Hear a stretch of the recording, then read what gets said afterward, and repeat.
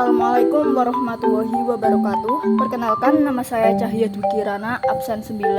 Saya akan menjelaskan tentang biografi B.J. Habibie yang merupakan Presiden ketiga Republik Indonesia.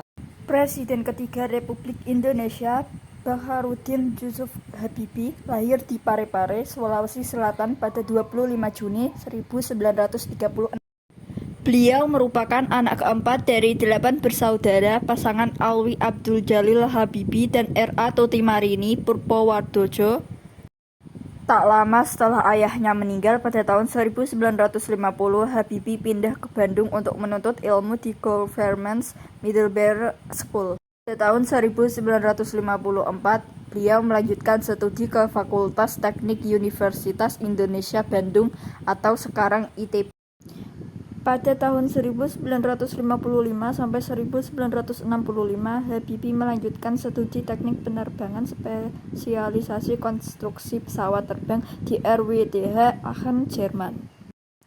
Beliau menerima gelar Diploma Insinyur pada tahun 1960 dan gelar Doktor Insinyur pada tahun 1965 dengan predikat summa cum laude. Sebelum memasuki dunia politik, Habibie dikenal sebagai seorang profesor dan ilmuwan dalam teknologi aviasi internasional dan satu-satunya presiden Indonesia yang berlatar belakang teknokrat. Habibie memiliki julukan Mr. Crack karena kontribusi besarnya bagi teknologi pesawat terbang global. Namanya pun melekat menjadi nama teorema di bidang termodinamika, yaitu Teorema Habibie atau Crack Propagation Theory. Teori ini memberikan formulasi perhitungan matematis untuk menemukan potensi rekahan pada kerangka pesawat. Namanya pun melekat menjadi nama teorema di bidang termodinamika, yaitu Teorema Habibie atau Crack Propagation Theory. Teori ini memberikan formulasi perhitungan matematis untuk menemukan potensi rekahan pada kerangka pesawat.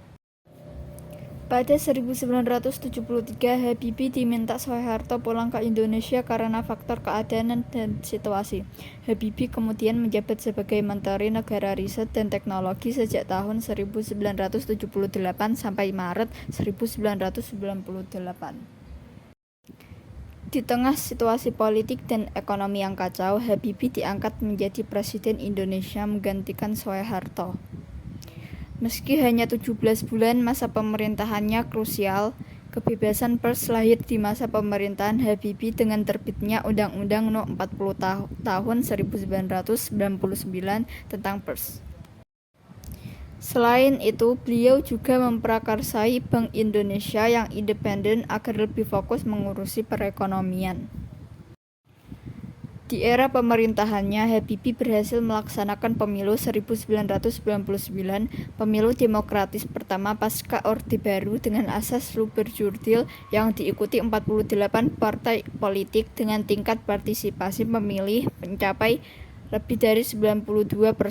Namun pemerintahannya mendapat kritik paling keras karena lepasnya Timur Timur dari Indonesia. Pada sidang umum 1999, Habibie memutuskan untuk tidak mencalonkan diri lagi sebagai presiden karena laporan pertanggungjawabannya ditolak oleh MPR.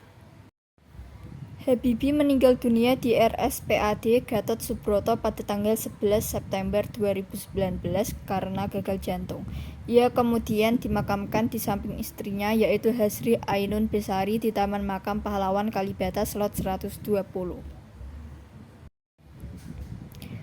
Kisah hidupnya sempat diangkat dalam 3 film, yaitu yang pertama Habibie dan Ainun 2012, kedua Habibie dan Ainun 2 2016, ketiga Habibie dan Ainun 3 2019.